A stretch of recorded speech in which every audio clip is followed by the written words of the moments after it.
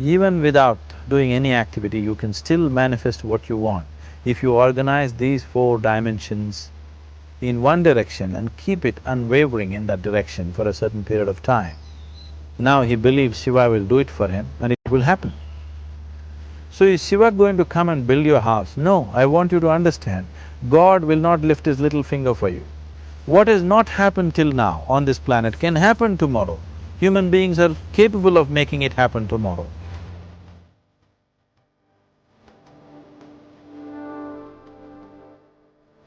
Everything we as human beings have created on this planet was essentially first created in our minds. All that you see, which is human work on this planet, first found expression in the mind, then it got manifested in the outside world. The wonderful things that we have done on this planet and the horrible things that we have done on this planet, both have come from the human mind. So if we are concerned as to what we create in this world, it's extremely important that first of all we learn to create the right things in our mind. How we keep our minds? If we do not have the power to keep our minds the way we want it, what we create in the world is also going to be very accidental and haphazard. So learning to create our minds the way we want is the basis of creating the world the way we want. There is a wonderful story in the yogic lore. On a certain day, a man took a walk. He went for a long walk. Accidentally, unawares, he walked into paradise. Fortunate, isn't he? He just took a walk and he landed up in paradise. After this long walk, he felt little tired. So he thought, oh, I'm tired, I wish I could rest somewhere. He looked around, there was a nice tree, underneath which there was very cushiony grass. So it was inviting. He went and put his head down there and slept. After a few hours, he woke up, well rested, and he thought, oh, I'm well rested, but I'm feeling hungry, I wish I had something to eat. And he thought about all the nice things that he ever wanted to eat in his life. And instantly, all those things appeared in front of him. You need to understand, there the service is like that. Hungry people don't ask questions. Food came and he ate. Stomach became full. Then he thought, oh, my stomach is full, I wish I had something to drink. All the nice things that he ever wanted to drink, he thought about it and all of them just appeared in front of him. Drinking people also don't ask questions, so he drank. Now with a little bit of alcohol in him, you know Charles Darwin told you, all of you are monkeys, your tail fell away. Not me, Charles Darwin told you that you were all monkeys and your tail fell away and then you became human. Yes, definitely the tail fell away. But the monkey, in yoga, we always refer to an unestablished mind as markata, which means a monkey. Why we are referring to the mind as a monkey is, what are the qualities of a monkey? One thing about a monkey is, it's unnecessary movement. And another thing about the monkey is, if I say you're monkeying somebody, what does it mean? Imitation. Monkey and imitation have become synonymous. So these two essential qualities of a monkey are very much the qualities of an unestablished mind. Unnecessary movement, you don't have to learn it from the monkey, you can teach it to the monkey. And imitation is full-time job of the mind. So when these two qualities are on, a mind is referred to as a monkey. So this monkey became active within him. He just looked around, thought, what the hell is happening here? I asked for food, food came. I asked for drink, drink came. There must be ghosts around here. and ghosts came. Oh, the ghosts have come, they're going to surround me and torture me, he thought. Immediately the ghosts surrounded him and started torturing him.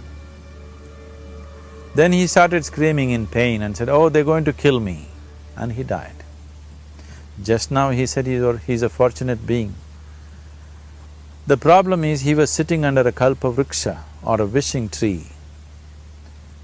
He asked for food, food came, he asked for drink, drink came, he asked for ghost, ghost came, he asked for torture, torture came, he asked for death, death happened.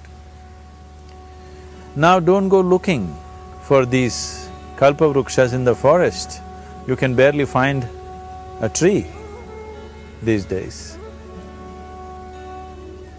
A well-established mind, a mind which is in a state of samyukti, is referred to as a kalpavriksha. If you organize your mind to a certain level of organization, it in turn organizes the whole system. Your body, your emotion, your energies, everything gets organized in that direction. Once all these four dimensions of you, your physical body, your mind, your emotion and the fundamental life energies are organized in one direction, once you are like this, anything that you wish happens without even lifting a little finger actually. It would help to assist it with activity, but even without doing any activity, you can still manifest what you want if you organize these four dimensions in one direction and keep it unwavering in that direction for a certain period of time. Right now the problem with your mind is, every moment it is changing its direction. It is like you want to travel somewhere and every 2 steps if you keep changing your direction, the question of you reaching the destination is very remote unless it happens by chance. So, organizing our minds and in turn organizing the whole system and these four basic dimensions of who you are right now in one direction, if you do this, you are a kalpavruksha yourself. Anything that you wish will happen. But right now, if you look at your lives, everything that you have wished for till now, if it happens, you have finished. Everything and everybody that you have desired for, if all of that lands up in your house today, could you live with that? Once we're empowered like this, it's very important that our physical action, emotional action, mental action and energy actions are controlled and properly directed. If it is not so, we become destructive, self-destructive. Right now, that is our problem. The technology, which is supposed to make our life beautiful and easy, has become the source of all the problem that we are destroying the very basis of our life, which is the planet. So what should have been a boon, we are making a curse out of it.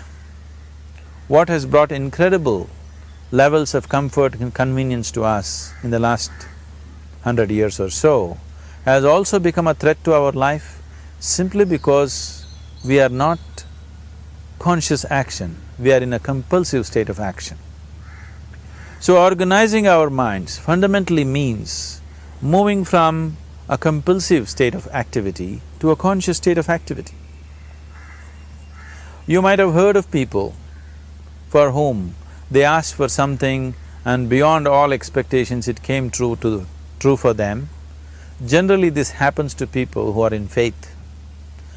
Now, let's say you want to build a house. If you start thinking, oh, I want to build a house, to build a house I need 50 lakhs, but I have only 50 rupees in my pocket, not possible, not possible, not possible. The moment you say not possible, you are also saying I don't want it. So on one level, you're creating a desire that you want something, on another level, you're saying I don't want it. So in this conflict, it may not happen. Someone who has some faith in a god or in a temple or whatever, who is simple-minded, faith works only for those people who are simple-minded. Thinking people, people who are too much thinking, for them it never works. A childlike person who has a simple faith in his god or his temple or whatever, he goes to the temple and says, Shiva, I want a house. I don't know how, you must make it for me. Now in his mind there are no negative thoughts. Will it happen? Will it not happen? Is it possible? Is it not possible? These things are completely removed by this simple act of faith. Now he believes Shiva will do it for him and it will happen. So is Shiva going to come and build your house? No, I want you to understand, God will not lift his little finger for you.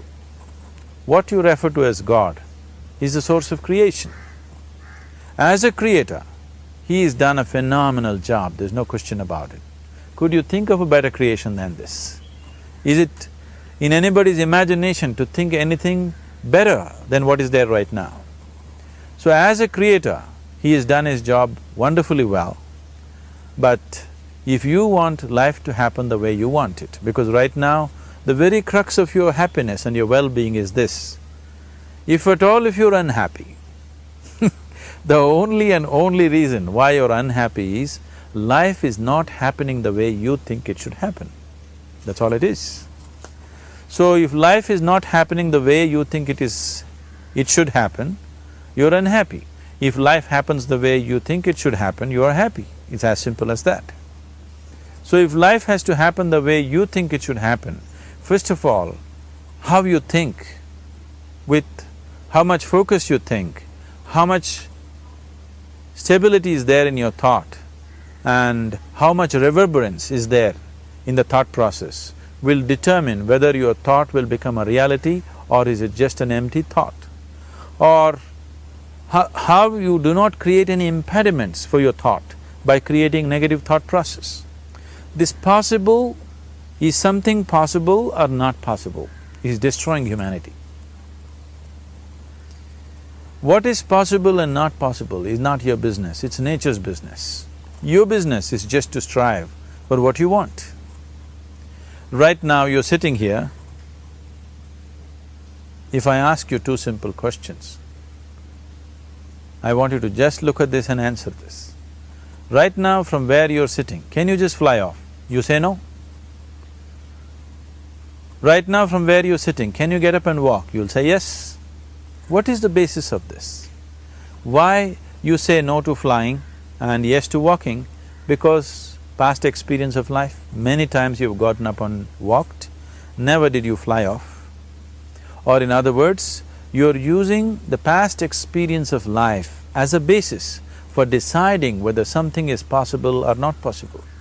Or in other words, you have decided that what has not happened till now cannot happen in your life in future. This is a disgrace to humanity and the human spirit.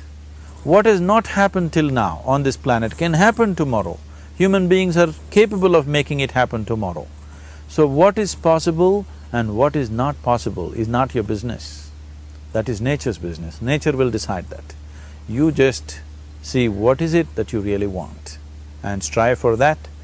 And if your thought is created in a powerful way, without any negativity, without any negative thoughts bringing down the intensity of the thought process, the first and foremost thing is you must be clear what is it that you really want. If you do not know what you want, the question of creating it doesn't arise. If you look at what you really want, what every human being wants is, he wants to live joyfully, he wants to live peacefully. In terms of its relationships, he wants it to be loving and affectionate. Or in other words, all that any human being is seeking for is pleasantness within himself, pleasantness around him. This pleasantness, if it happens in our body, we call this health and pleasure. If it happens in our mind, we call this peace and joy. If it happens in our emotion, we call this love and compassion. If it happens in our energy, we call this blissfulness and ecstasy. This is all that a human being is looking for. Whether he is going to his office to work, he wants to make money, build a career, build a family, he sits in the bar, sits in the temple, he is still looking for the same thing. Pleasantness within, pleasantness around.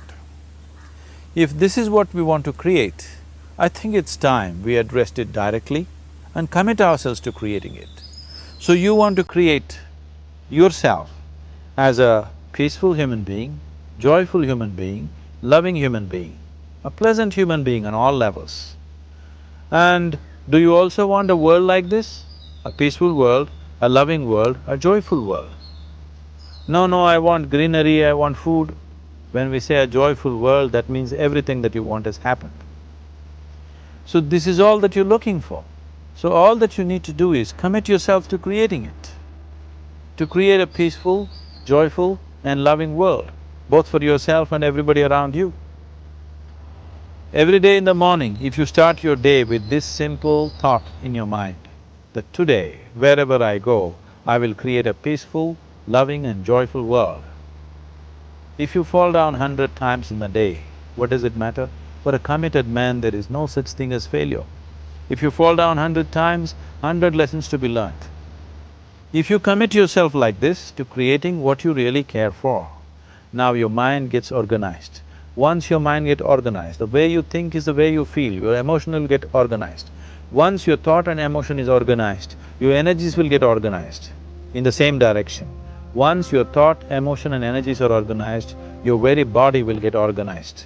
Once all these four are organized in one direction, your ability to create and manifest what you want is phenomenal. You are the creator in many ways. That which is the source of creation is functioning within you every moment of your life. It is just that, have you kept access to that dimension or not? Organizing the four basic elements of your life will give you that access. There are tools and technologies to do this. The whole science of yoga, the whole technology that we refer to as yoga is just about this, transforming yourself from being just a piece of creation to become a creator.